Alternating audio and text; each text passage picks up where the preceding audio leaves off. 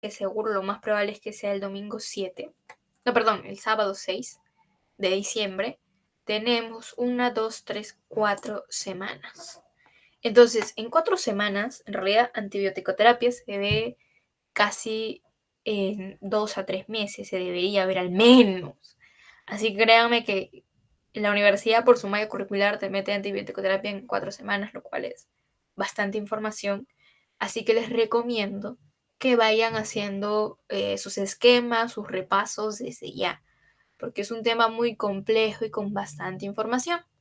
Sobre todo el tema de los nombres, porque siento que los nombres es a veces lo que más confunde, si son para gram positivo, si son para gram negativo. Encuentro mi cuaderno, tengo todos mis apuntes acá. Entonces, yo tengo mi cuaderno de antibióticos. Y créanme que ese cuaderno o ese apunte que hagan de antibiótico-terapia, guárdenlo porque les va a servir bastante para lo que vendría a ser cuando ustedes lleven lo que es infectología, ya que infectología es uno de los temas que más se ve antibiótico-terapia. Es más, si lo tienen el honor de llevarlo en el OAISA con el doctor Luchetti, créanme que van a ver bastante. Las 2 primeras clases son antibiótico-terapia. Entonces, lo van a volver a ver. No es algo que no lo vayan a ver ya nunca más. Así que les recomiendo que los apuntes que hagan lo conserven. Es un consejo mío para ustedes. Bien, de ahí tenemos lo siguiente. Tenemos que empezar con la retroalimentación porque es básicamente, yo siento que todo examen, si no está retroalimentado, ustedes no pueden conocer si algo está bien o está mal. Entonces, para mí siempre una buena retroalimentación es fundamental. Así que todas las dudas que ustedes tengan, las hacen, por favor. Créanme que yo no me voy a molestar y al contrario, me voy a sentir muy feliz de que ustedes estén preguntando. La retroalimentación mía, para los que no han llevado el curso, mayormente yo comparto mi pantalla y les voy informando de manera oral todos los datos que ustedes tienen que conocer.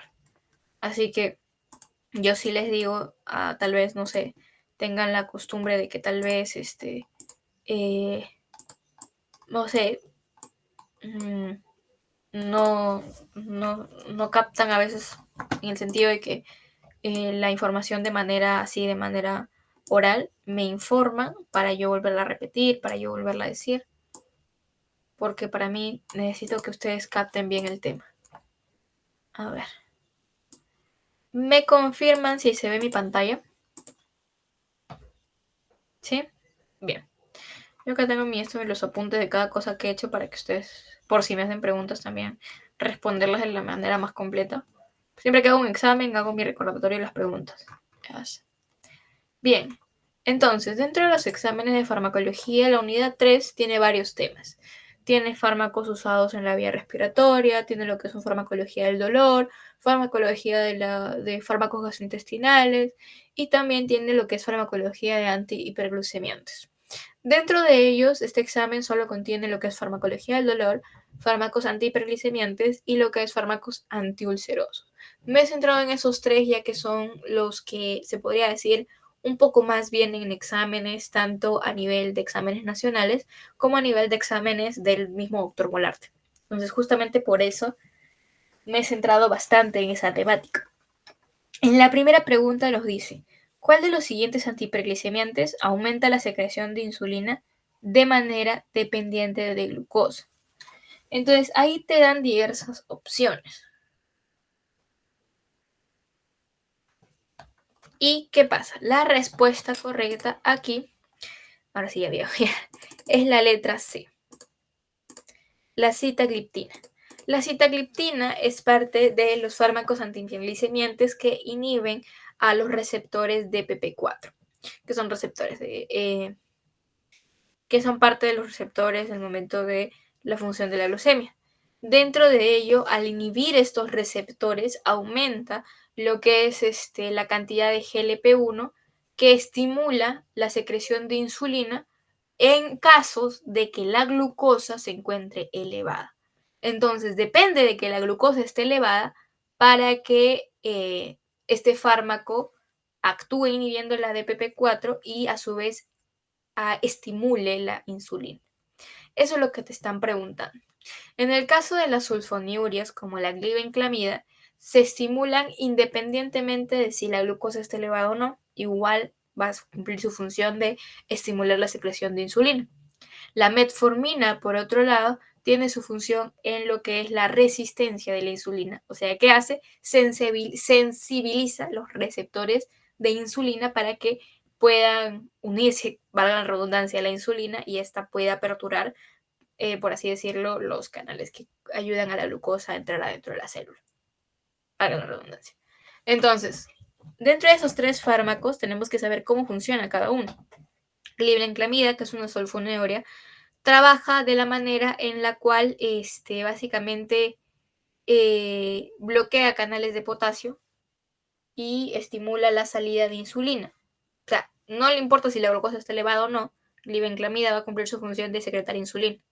La metformina, por otro lado, va a sensibilizar lo que son los receptores de insulina en las células, porque, ¿qué pasa? La metformina se utiliza en casos de resistencia a la insulina. ¿Eso qué quiere decir? Que hay insulina, pero los receptores simplemente están como que medio moridos, están así tiesos y no reaccionan ante la función de la insulina.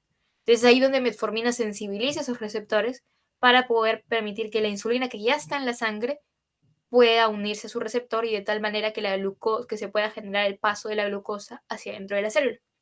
Y la sitagliptina, que es un inhibidor de la DPP4, este sí es dependiente de la cantidad de glucosa que hay en sangre. En estos casos, sitagliptina inhibe la DPP4 y aumenta la secreción de insulina en casos de que la glucosa se encuentre elevada. De lo contrario, no aumenta la secreción de insulina. Entonces, básicamente, es ahí donde capta un poco la pregunta. ¿Hay alguna duda al respecto de esto o todos estamos claros con ello? Siempre manito arriba así cuando llego a este tipo de preguntas. Maricielo dice que sí. Diana también. Entonces, básicamente hay que ver esa partecita. De ahí te dice, ¿cuál es el principal mecanismo de acción de metformina? Como lo estoy diciendo, metformina lo que hace no es aumentar insulina, es básicamente sensibilizarla para que pueda, para que básicamente pueda ingresar la glucosa, para que pueda, bueno, para que básicamente la insulina se acople a su receptor y la glucosa pueda ingresar a la célula. Entonces, ¿estimula la liberación pancreática de insulina? No, a este no le importa porque ya hay insulina. Solamente que lo que pasa es que no puede acoplarse a su receptor. ¿Aumenta la sensibilidad de la insulina? Sí. ¿Inhibe la gluconeogénesis hepática? También. En este caso, la metformina reduce la producción hepática de glucosa que se forma por la gluconeogénesis y básicamente incrementa su captación periférica. Entonces, no aumenta secreción de insulina porque no trabaja sobre la insulina, como te digo, sino solamente sensibilizándole la que ya hay. De esa manera es uno de los fármacos hiperglicemiantes actualmente más usados porque básicamente gracias a este fármaco, a la metformina, a diferencia de otros fármacos como por ejemplo la glibenclamida, este no causa hipoglicemias. La glibenclamida, por otro lado, sí puede causar ligeras hipoglicemias. Entonces, la metformina es usada usualmente en pacientes actualmente diabéticos, mayoritariamente en los crónicos, o sea, los diabéticos que son un poco mal controlados, los que están iniciando tratamiento, o sobre todo los de tipo 2, ya que ellos no, los tipo 2 son los famosos diabéticos por resistencia a la insulina. Ahí está. Entonces, ¿qué pasa? En este tipo de fármaco, como te digo, aumenta su sensibilidad a la insulina y también, ¿qué pasa? Que el cuerpo humano, hay que pensarlo, en el cuerpo humano, como hay resistencia a la insulina, el cuerpo humano no recibe glucosa y piensa que no hay glucosa y empieza a producir glucosa diciendo, oye, no tengo glucosa, no tengo glucosa, pero no es porque no tengas o no se haya digerido, simplemente es porque no está entrando a la célula porque la insulina no está sensibilizada para su receptor, hay una resistencia. Entonces, el cuerpo como no recibe glucosa y dice, oye, no hay glucosa, ¿qué hago? Produzco más. ¿Qué hace? Gluconeogénesis. ¿Dónde? En el hígado. Entonces empieza a aumentar la glucosa, aumentar la producción de glucosa y es ahí a donde llevan las hiperglicemias. ¿Qué hace la metformina? La metformina es un fármaco que dice, yo estoy aquí en un paciente diabético. Mi paciente sí tiene insulina, solamente que esa insulina ha generado una resistencia a sus receptores y no se une. La voy a sensibilizar. Y también sé que están produciendo glucosa como loco, ese hígado está produciendo glucosa como loco, y yo tengo glucosa solamente que no ha entrado a mi célula. Voy a detener la gluconeogénesis para evitar que se siga produciendo más glucosa, generando picos hiperglicémicos. Entonces, de esas dos maneras, la metformina actúa y es así como es parte del tratamiento de la diabetes. Entonces, para que lo vean más o menos desde ese punto. La 3 te decía, ¿cuál de los siguientes fármacos puede causar acidosis láctica como efecto adverso grave? Básicamente, dentro de esto es una de las RAMs de lo que vendría a ser las RAMs de la metformina, poder causar acidosis láctica. ¿Qué pasa acá? La metformina tiene se puede decir ciertas advertencias. Por ejemplo, en pacientes que tengan insuficiencia renal o hepática no se les puede dar y se contraindica en caso de que haya una filtración glomerular menor a 30, o sea, que el paciente esté en insuficiencia renal. ¿Por qué? Porque es una de sus formas de metabolismo y básicamente daña más de lo que podría ser. Y básicamente la acidosis láctica es un efecto adverso que no es común, pero se puede dar en pacientes que consumen metformina. Es una RAM, por así decirlo. Una de sus RAMs. La 4 te dice, ¿cuál de los siguientes medicamentos produce pérdida de peso significativa en pacientes diabéticos? En este caso es la liraglutida, la letra C. ¿Por qué la liraglutida o liraglutide? Algunos libros te ponen liraglutide, otros liraglutida. Cualquiera de los dos es básicamente lo mismo. Básicamente, este fármaco, que es un agonista GLP-1, lo que genera es ¿cómo le explico? Una demora en el vaciamiento gástrico, o sea, lo retrasa de tal manera que el estómago se mantiene lleno por mucho más tiempo y también disminuye el apetito. Entonces, al disminuir el apetito y que el paciente se sienta lleno todavía, evita que continúe comiendo y haya una pérdida de peso significativa en pacientes diabéticos. Por el contrario de otros fármacos que incluso pueden aumentar el peso del paciente, ¿no? Liraglutida es uno de los fármacos que básicamente por generar esos dos RAMs, entre comillas, ayudan al paciente también en la pérdida de peso. Sí. Por eso es que también hubo un momento en que el liraglutide se transformó como un espectacular, ¿cómo se llama? Lo promocionaba mucho para pastillas de pérdida de peso. Aunque básicamente esto solamente, eh, obviamente a los pacientes diabéticos se les da controlado, ¿no? Pero hay pacientes que ustedes saben que por bajar de pesos en lo que sea, y se compraban estas pastillas como si no hubiera un mañana, como si fueran la gran maravilla. Y no, simplemente es uno de sus efectos que tiene el mismo liraglutide, que evita que se vacíe tu estómago. Tú sabes que tu estómago, dependiendo de lo que comas, puede vaciarse de 30 a 3 horas, de 30 minutos a 3 horas, y básicamente este fármaco retrasa el vaciamiento gástrico y disminuye el apetito que la persona pueda sentir. Entonces es algo que también se utiliza mucho en pacientes, sobre todo con obesidad, que tienen tendencia mucho a comer. Se les da este fármaco para disminuir sus deseos de comer. No para que dejen de comer, sino para que disminuya esos deseos de comer por las puras, por así decirlo, ¿no? De ahí te decía, ¿cuál de los siguientes es un efecto adverso característico de las glitazonas? ¿No? Que también es un grupo farmacológico de antihiperglicemiantes. Y uno de los efectos adversos es la letra B, que es la retención de líquidos y riesgo de insuficiencia cardíaca. Las glitazonas son en realidad fármacos que dentro del esquema actual de manejo de diabetes, en el Perú no se utilizan mucho. Usualmente en Perú vas a ver que se utiliza bastante insulina y metformina. De ahí los otros fármacos, liraglutida en algunos casos y glibenclamida. Pero de ahí los otros fármacos son muy poco usados. No es que nunca se usen, pero son muy poco usados. En este caso, pioglitazona es uno de ellos. Y las pioglitazonas ayudan a mejorar la sensibilización de la insulina, pero a su vez tienen un RAM muy peculiar, que es que aumentan la retención de líquidos en la persona, por lo cual puede generar edemas. Y también recuerden que una retención de líquidos a largo plazo aumenta la volemia y puede generar lo que es un riesgo de insuficiencia cardíaca. Eso lo deben haber visto también, ¿cómo se llama? fisiopatología, ¿no? La fisiopatología de la insuficiencia cardíaca por aumento de volemia. Hasta aquí, hasta las 5. ¿Hay alguna pregunta que ustedes tengan al respecto?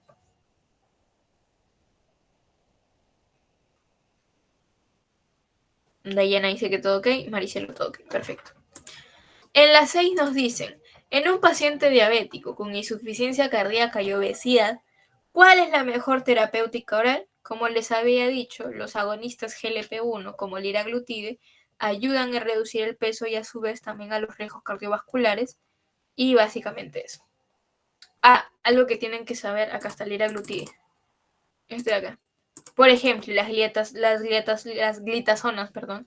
Las glitazonas son fármacos para, como dicen, para pacientes diabéticos, pero estos están contraindicados en insuficiencia cardíaca, justamente porque uno de sus efectos adversos es aumentar la volemia, generando un riesgo crítico para pacientes con insuficiencia cardíaca. Entonces, por ejemplo, acá en el caso de la pioglitazona no podía ser porque te dice que tiene el paciente insuficiencia cardíaca. En estos casos de insuficiencia cardíaca y obesidad se da liraglutide, que tiene un factor protector de riesgo de manera cardiovascular. Y aparte de eso, ayudan a reducir el peso. Entonces, por eso se utiliza mucho en este tipo de pacientes.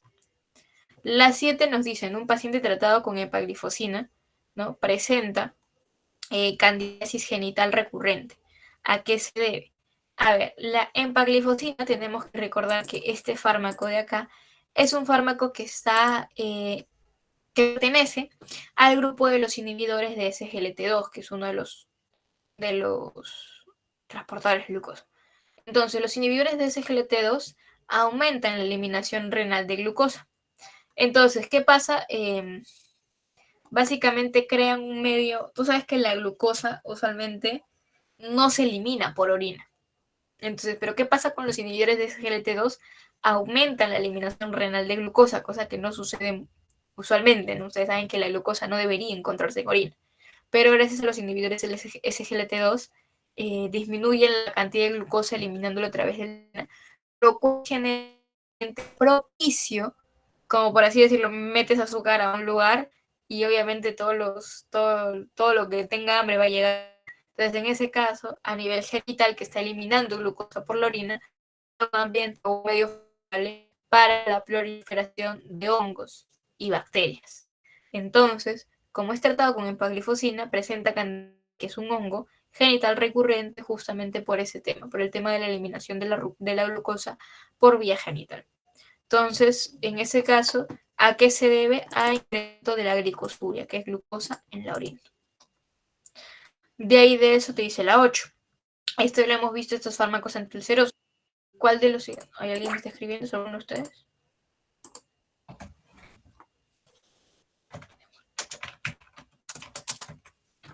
Ya.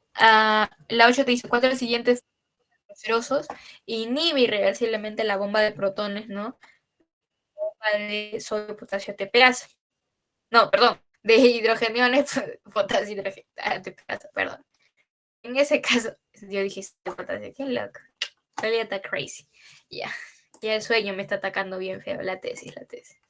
Ya. En ese caso tenemos que la inhibidores de la famosa bomba de protones, la bomba de protones, que lo habíamos visto en los famosos IBP, son los que son el omeprazol, el pantoprazol, el omeprazol, que se unen a la bomba de protones inhibiendo la secreción del ácido, ¿no? Que sintetizan estas bombas. Entonces, te preguntan cuál de los fármacos que te dan en las alternativas es parte de esos IBP, de los inhibidores de bomba de protones, el omeprazol. Recuerden que la ranitidina es un antihistamínico, el sucralfato es uno de los protectores de mucosa. ¿Dónde está? Acá está. El sucralfato es uno de los protectores de la mucosa, ¿sí está bien? Y el misoprostol es parte de los también de los protectores de la mucosa, que recuerden que el misoprostol en realidad lo usan como abortivo, pero no es su función, en realidad su función es antiulcerosa. Ya, listo. Omeprazol. La 9 te dice, ¿cuál de los siguientes antiulcerosos puede producir ginecomastia e impotencia? Esto lo habíamos visto, esta pregunta que literal puse por si, a ver, alguna le sabía. ¿Por qué no lo hemos visto? En este caso, ninguno de la retritina, omeprazol, misoprostol causa ginecomastia, impotencia, es la cimetidina, que es, ¿cómo le explico para que me entienda? ¡Ay! Se cerró mi pantallita. Ay, ¿se me escucha? Porque se me cerró la pantallita. Sí, sí. Ay, ay, se cerró la pantallita. Como yo trabajo doble pantalla. Y dije, ¿qué rayos? Se me cerró la pantalla. Oye. Ahí está. Ya. Entonces, dentro de eso habíamos visto todos estos fármacos. Y dentro también teníamos lo que es la cimetidina. La cimetidina no lo habíamos visto. Se usa para tratar escribiendo.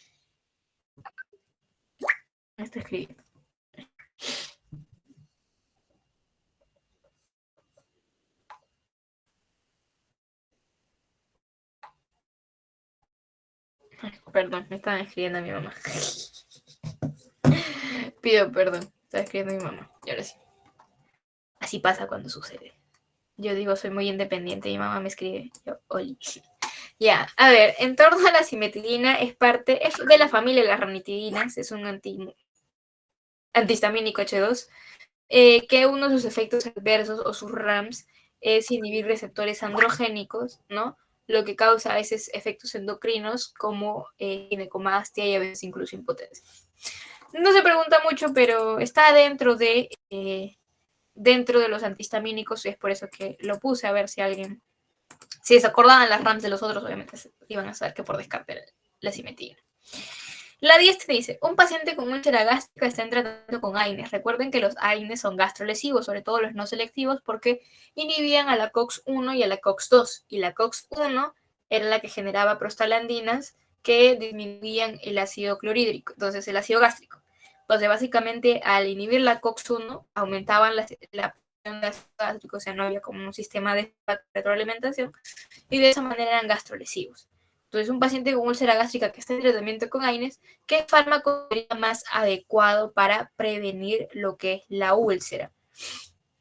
En este caso tenemos que tiene que ser un análogo de prostaglandinas. Recuerden que las prostaglandinas son las encargadas también de proteger la mucosa al disminuir la secreción de ácido clorhídrico. Entonces, dentro de los fármacos que ustedes ven ahí, el único análogo de prostaglandinas es el misoprostol, que el misoprostol es un análogo de la prostaglandina E1 y protege la mucosa y contrarresta la inhibición de prostaglandinas causada por los AINES. Recuerden que está contraindicado en embarazo ya que tiene un efecto abortivo.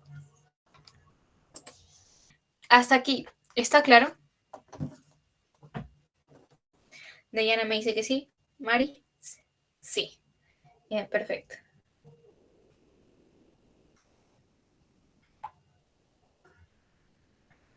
Caramba. Me están preguntando si voy a cenar. No, todavía no. Ya. El sucralfato actúa principalmente. El sucralfato debemos recordar que es uno de los protectores de la mucosa. Este actúa principalmente lo que es como es el protector de mucosa, no es neutralizante, es protector de la mucosa. Es como el famoso bismutol que te ponían en los comerciales de tiene acidez, has comido demasiado, no sé, cosas así, tiene reflujo y te ponían así el muñequito de que el bismutol se pintaba de rojado. Ya, la misma vaina. El sucralfato es uno de los protectores de la mucosa. Hoy lo venden hasta con sabores, saboramente incluso venden sucralfato. Yo soy una de las máximas consumidoras de sucralfato del país. Básicamente lo que hace es eso, recubrir la mucosa del estómago, protegiéndolo de lo que es el ácido gástrico. Entonces, en este caso, el sucralfato actúa principalmente formando una barrera protectora sobre la mucosa que puede estar ulcerada o no tanto ulcerada, pero sí, por ejemplo, que pueda estar propensa al daño. Si está ulcerada, todavía con más razón a tomar sucralfato. Es parte del tratamiento de las úlceras gástricas. En el tratamiento de Helicobacter pylori, eso sí lo tienen que recordar porque son esquemas de tratamiento. Dentro del esquema de tratamiento del Helicobacter pylori está el inhibidor de bomba de protones, amoxicilina y claritromicina. Son los tres pilares de lo que es el tratamiento del Helicobacter pylori. Entonces es el esquema triple clásico que se da ante esta enfermedad, eso sí lo tienen que recordar porque se los van a preguntar en futuros cursos. Entonces dentro de ello tenemos que la combinación sería un inhibidor de bomba, omeprazol, amoxicilina y claritromicina por 14 días. Este de acá. Esto no se pueden olvidar porque va a ser pregunta para futuros cursos también. La 13 te dice, en cuanto a los AINES, que son los antiinflamatorios no esteroideos, ¿cuál de las siguientes afirmaciones es correcta? La afirmación te dice, los AINES inhiben selectivamente la COX-1. No, recuerden que si es un AINE, inhibe a la COX-1 y a la COX-2. Y en su caso fuera selectivo, solamente a la COX-2. Entonces, esta no es correcta. ¿Disminuyen la síntesis de prostaglandinas? Sí, justamente esa es su función, disminuir la síntesis de prostaglandinas. Como que por ahí nos vamos. ¿Aumentan la secreción del moco gástrico? No, al contrario, la disminuye. De ahí disminuye la agregación plaquetaria por inhibir la COX-2. No, tampoco. Aquí, en cuanto sabes cuál de las siguientes afirmaciones sería correcta, disminuye la síntesis de prostaglandinas. Justamente por eso tiene efectos analgésicos y también que es gastrolesivo. La 14 nos dice, ¿cuál de los siguientes AINES selectivos? O sea, si te dicen selectivos COX-2 tiene menor riesgo de gastropatía. Recuerden que los selectivos COX-2 son los que no son gastrolesivos, pero sí pueden generar daño cardiovascular. Dentro de los que les había enseñado, el que les había enseñado era el celecoxib. La indometacina, ketorolaco y naproxeno no son AINES selectivos COX-2. Ya está. La 15 nos dice, ¿cuál de los siguientes analgésicos no tiene efecto antiinflamatorio? Y recuerden que yo les había dicho que el paracetamol estaba dentro del grupo de los AINES, ¿no? Actuaba como un AINE inhibiendo GOX, pero no tenía acción analgésica, es decir, quitaba el dolor, pero no era antiinflamatorio. Por eso es que le ponían a veces aparte en los libros de los AINES, ¿no? Porque tenía una función en lo que era analgésico, o sea, sí quita el dolor, pero no la inflamación. Hasta la 15, ¿hay alguna pregunta, alguna duda que tengan? ¿Todo claro? Bien. La 16 nos dice, ¿cuál de los siguientes opioides, estamos hablando de opiáceos, tiene efecto antitusivo, antitusígeno, ¿no? Pero carece de acción analgésica significativa? De eso habíamos hablado en la clase que les había puesto justamente, que uno de los antitusígenos más conocidos dentro del grupo de los opiáceos era la codeína. El tramadol, fentanilo y morfina sí tienen acción analgésica. La codeína era utilizada como antitusígeno. Actúa en el centro de la tos, pero no tiene mucho efecto analgésico.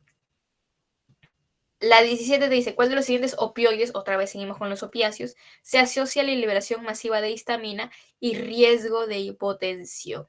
Ese es la morfina. La morfina es uno de los opiáceos más potentes junto con el fentanilo, pero en este caso la morfina induce la liberación de histamina que genera vasodilatación que puede llevar a una hipotensión.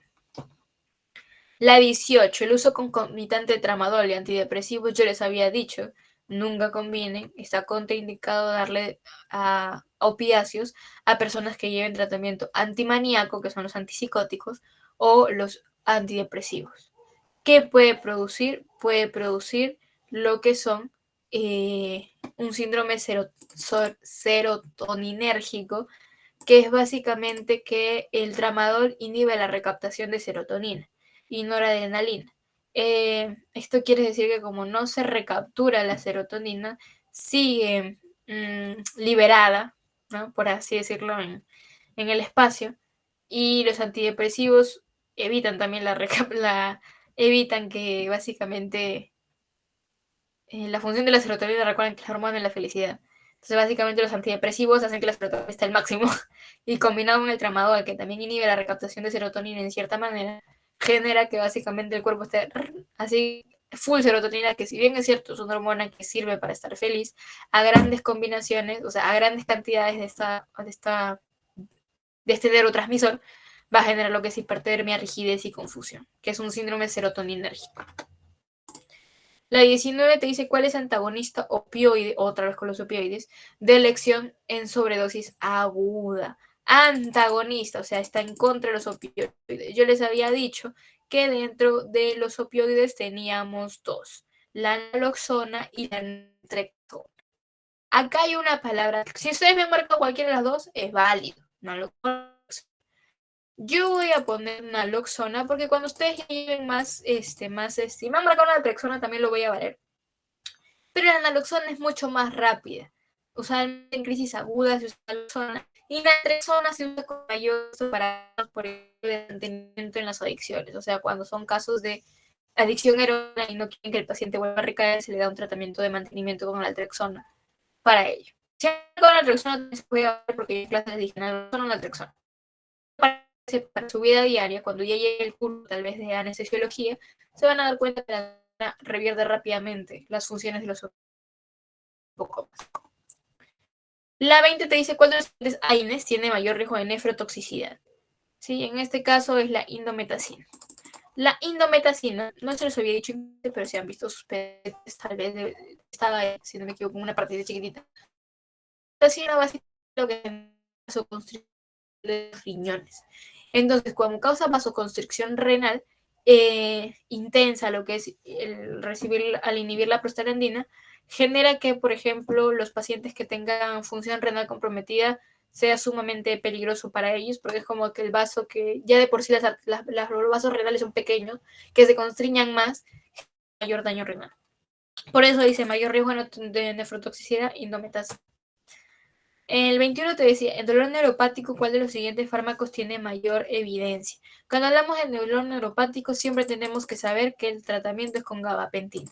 El dolor neuropático es ese dolor, por ejemplo, en pacientes diabéticos, que básicamente la gabapentina y pregabalina son los que disminuyen la transmisión, la liberación de neurotransmisores excitatorios.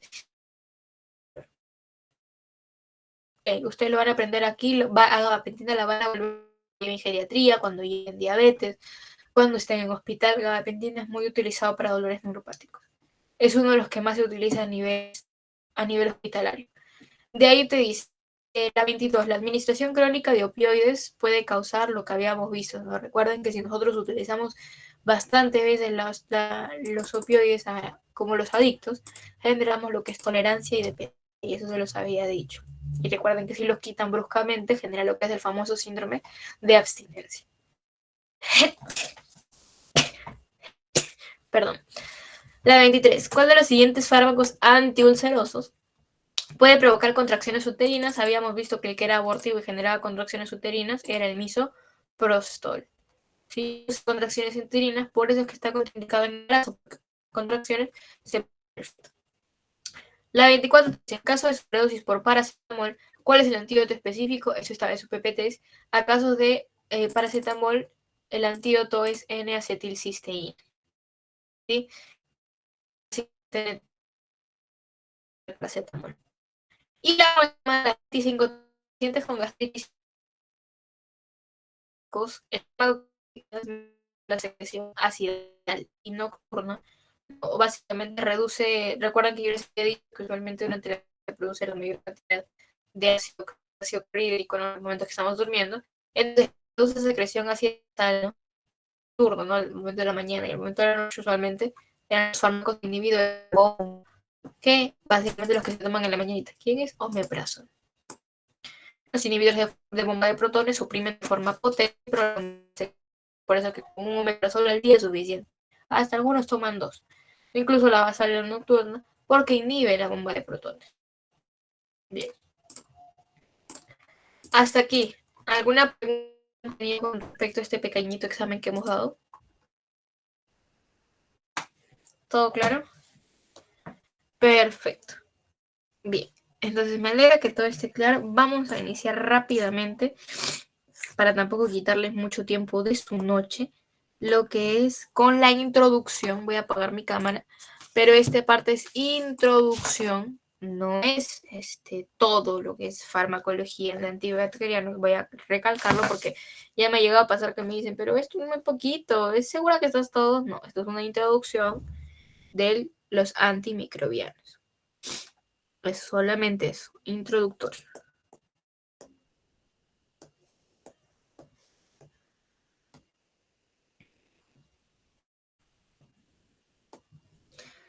A ver qué.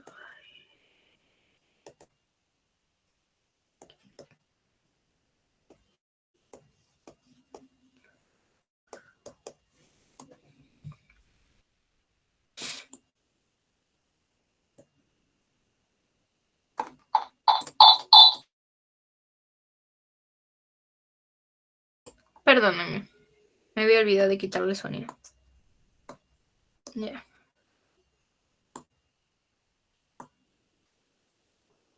Listo.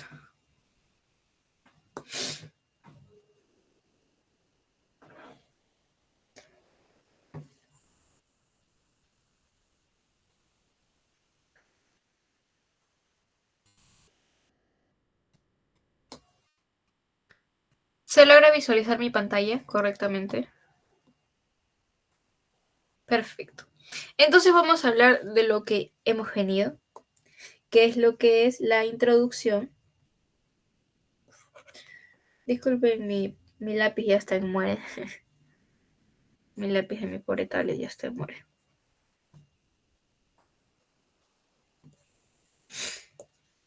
Introducción de lo que es de antimicrobiano.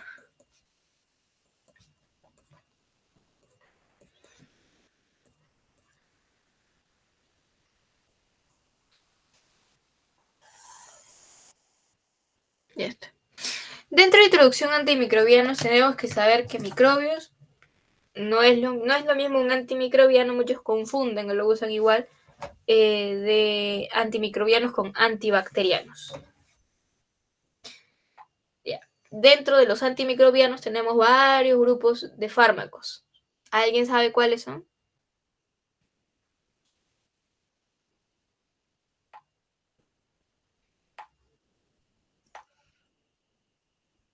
Podrían ser los antibacterianos, los antiparasitarios, si es que se puede denominar así, Ujú, los antivirales, antirretrovirales. ujú. Muy bien. Los antivirales, dentro de los antivirales están los antirretrovirales. Dentro de los grupos es como un subgrupo. Ya. Pero sí, está bien lo que estabas diciendo en un inicio. Exactamente. Lo que dijiste, los antibacterianos son parte de los antimicrobianos. Antibacterianos. Tenemos también, como bien lo dijo, antiparasitarios.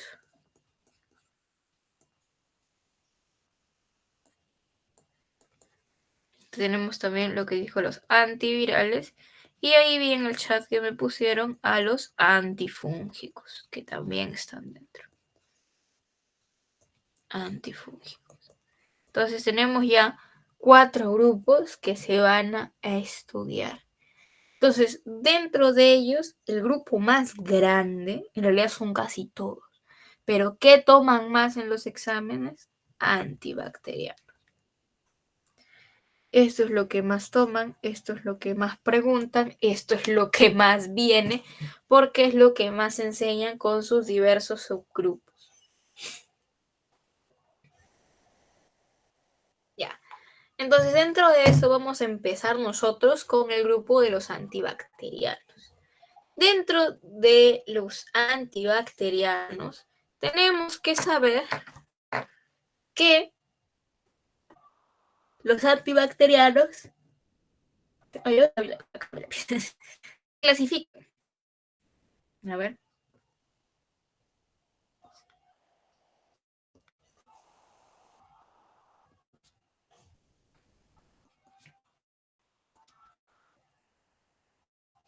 Se clasifican por su efecto.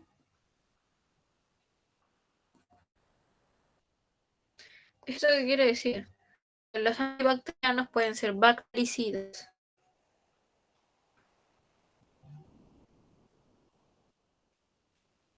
y pueden ser bacteriostáticos. ¿Alguna me puede decir cuál es la diferencia entre bactericida y bacteriostático?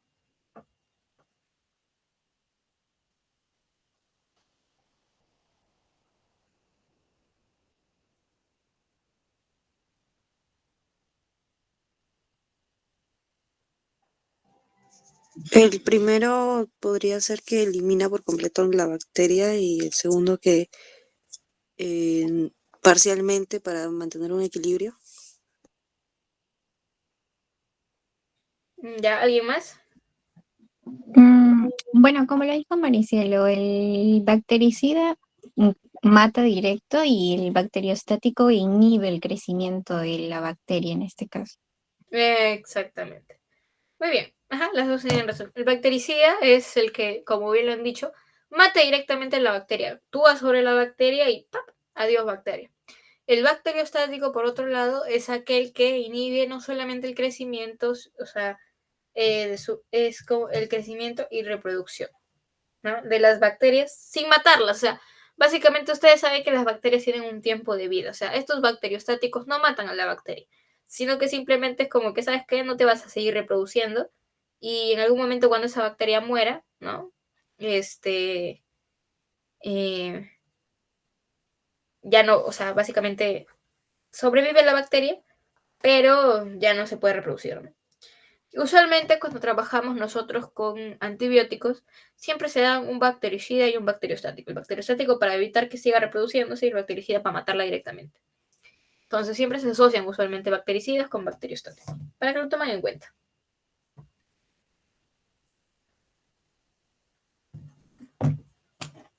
Ya. Lo siguiente es que pueden ser, la siguiente clasificación es por lo que es por su mecanismo, no por su mecanismo de acción.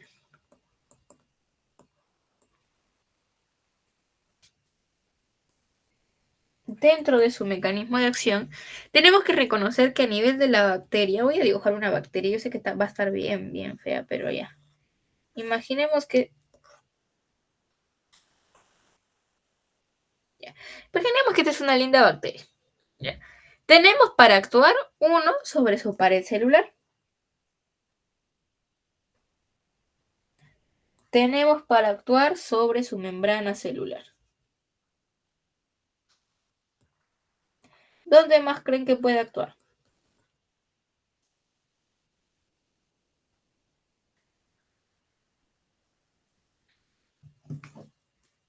¿Dónde más creen que puede actuar un antibacteriano?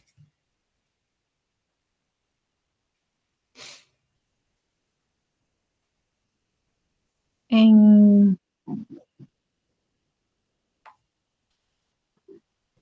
en las proteínas, ¿Quién produce las proteínas?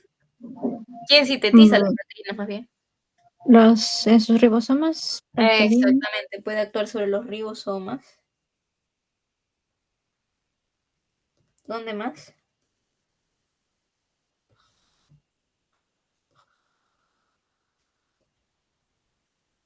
Sobre el material genético, ¿no? Es decir, sobre su ADN o sus metabolistas esenciales. Su ADN. Puede ir a la pared celular, a la membrana celular, a la síntesis de proteínas o a sus metabolitos esenciales. Entonces puede ir a cualquiera de esos mecanismos de acción, o sea, puede generar daño a cualquiera de esos niveles. De ahí puede ser también clasificado los antibacterianos por el espectro que tienen.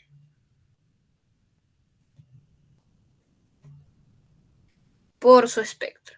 Por su espectro pueden ser de espectro reducido. ¿Qué significa que sean de espectro reducido? ¿A quiénes atacan?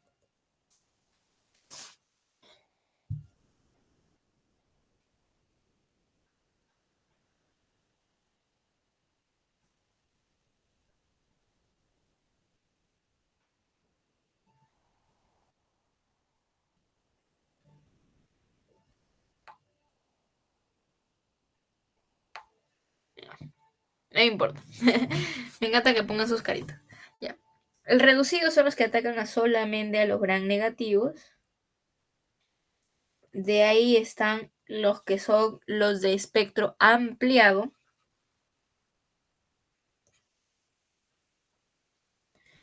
que atacan a lo que son gram negativos y a lo que es Staphylococcus aureus.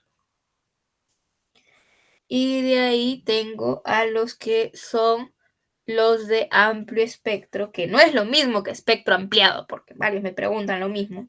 No es lo mismo decir que algo es de amplio espectro que de espectro ampliado, por si acaso. Los de amplio espectro sí atacan lo que son gram negativos y lo que son gram positivos. Ojito.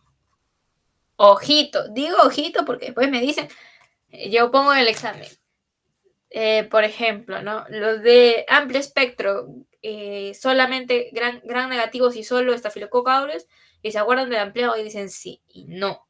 Son dos cosas muy distintas. De amplio espectro y los ampliados. Bien. Hasta aquí. ¿Hay alguna pregunta? ¿Todo claro? La clasificación de los antibacterianos, ¿sí? Bien. Entonces, vamos a ir primero con lo que son, en este caso de los antibacterianos. ¿Dónde está mi sesión? Aquí está mi sesión. Sí, aquí está. Aquí está. Dentro de los fármacos, el día de hoy, como les digo, es sesión introductoria, no vamos a ver todos, pero vamos a ver que una de las principales formas de clasificación dentro de lo que es antibacterianos va a ser por el mecanismo de acción que ellos tienen, y es el que más se les va a tomar, al menos es lo que más toma el docente. Dentro de eso, vamos a ver, del mecanismo de acción, vamos a poner acá.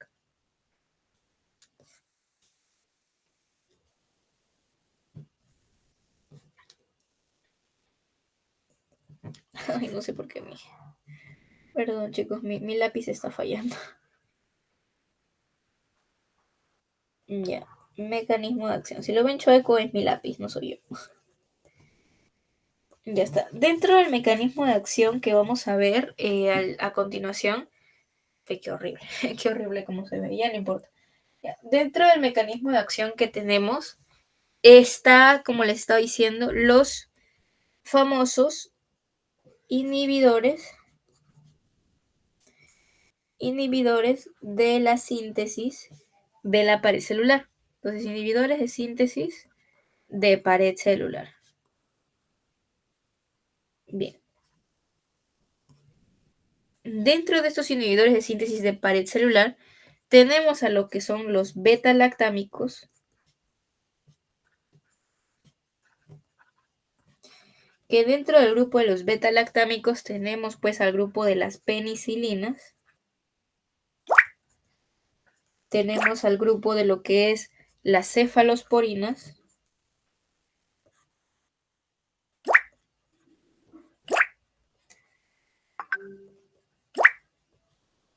y tenemos al grupo de lo que son los carbapenemos,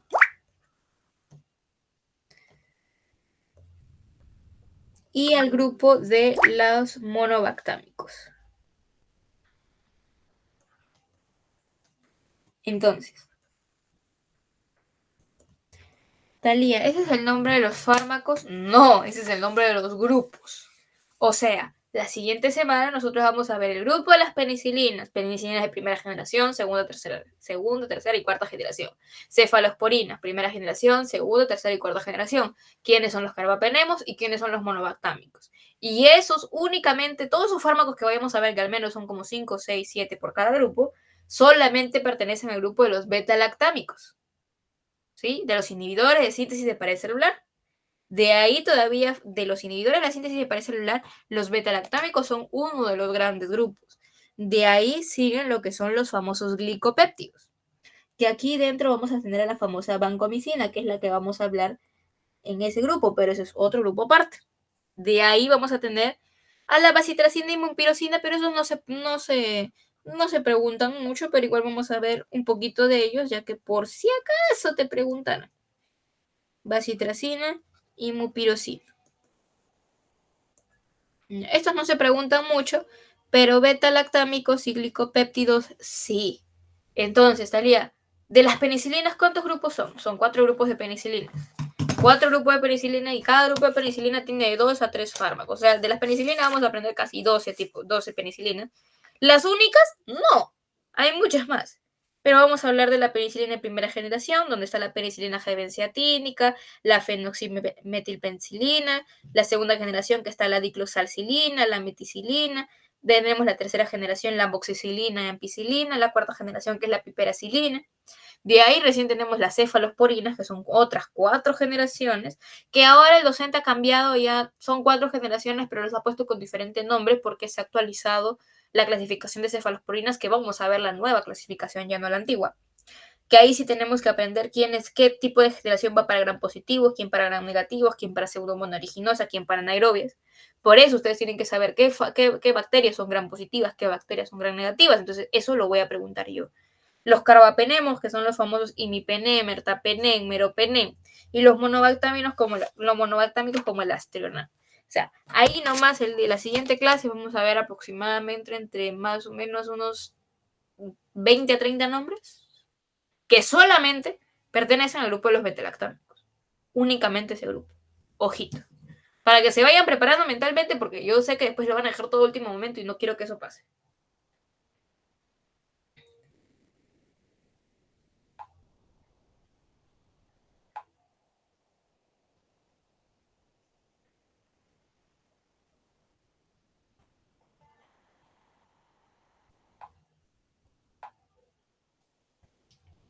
Yeah.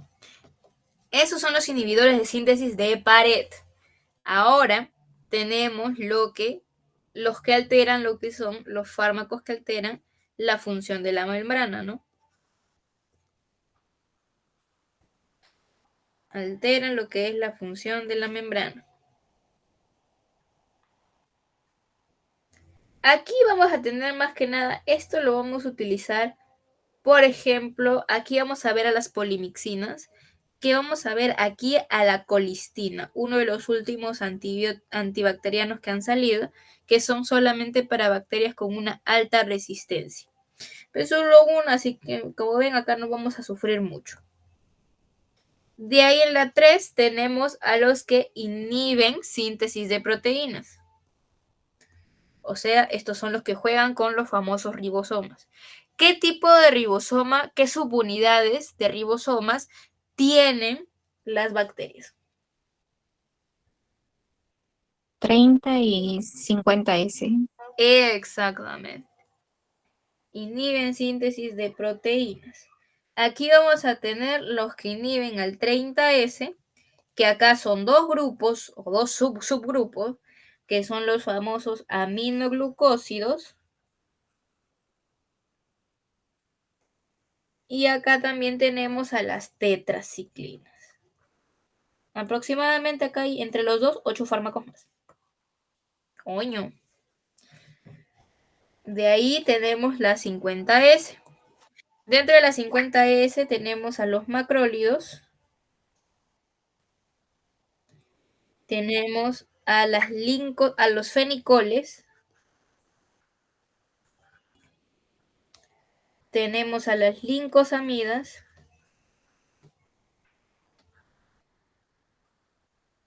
Y tenemos al linesolido. Ya. Entonces, acá tenemos otro grupo de bacterias. O sea, perdón, otro grupo de antibacterianos. Los macrólidos, fenicoles, lincosamidas. Cada uno con sus fármacos propios. Ojito. Voy avisando, voy preparando mentalmente, por si acaso. La 4, el grupo 4, vamos a ver los que son los que inhiben la síntesis de metabolitos esenciales. Esto quiere decir al famoso ADN. ¿Ya? Ellos son los que inhiben síntesis de metabolitos.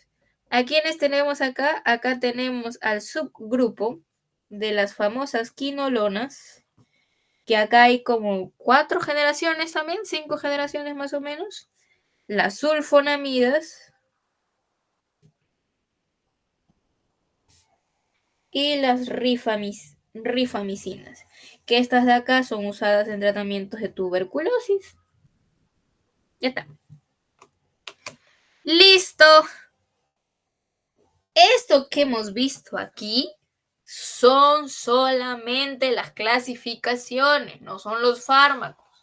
Ojo, dentro de cada clasificación, calculen más o menos que se van a aprender unos 3 a 4 fármacos. Y de los subgrupos también cuenten 3 a 4 fármacos. ¿no? O sea, y en el caso de las cefalosporinas, incluso de 10 a 15 fármacos, porque las cefalosporinas son bastantes. Entonces, de acá que saco yo, les he mostrado esta clasificación para que ustedes se preparen mentalmente a que esto es únicamente antibacterianos. ¿Qué me falta? Antiparasitarios, antivirales y antifúngicos. Esto es solamente antibacteriano. Antiparasitarios y antifúngicos es otra clasificación distinta que ahorita vamos a ver si es que nos da el tiempito.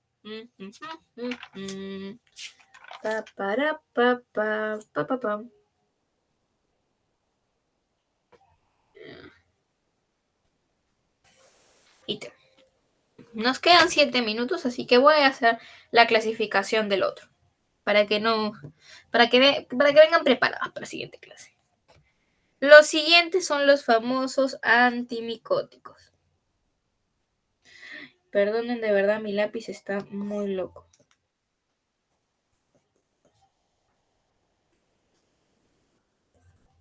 Antimicóticos.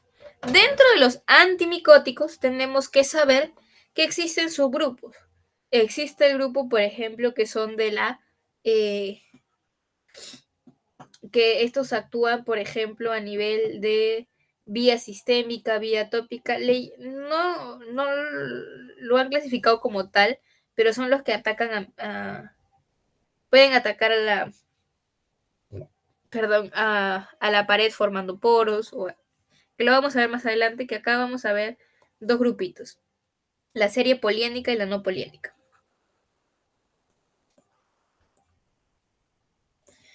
Serie poliénica y no poliénica. Acá también vamos a ver el grupo de los azoles. En antimicóticos no son muchos. Aquí vamos a ver también a las alilaminas. Y vamos a ver a las pirimidinas fluoradas.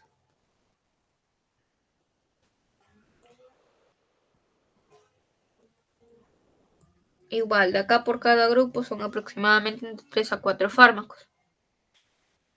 De los antimicóticos siguen los antiparasitarios.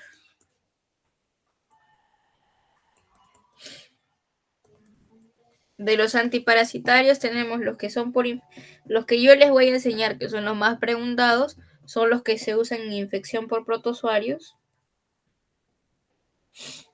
Así que vayan recordando cuáles eran los protozoarios. Saquen sus apuntes de microbiología. Y los que son por infección por el mintus.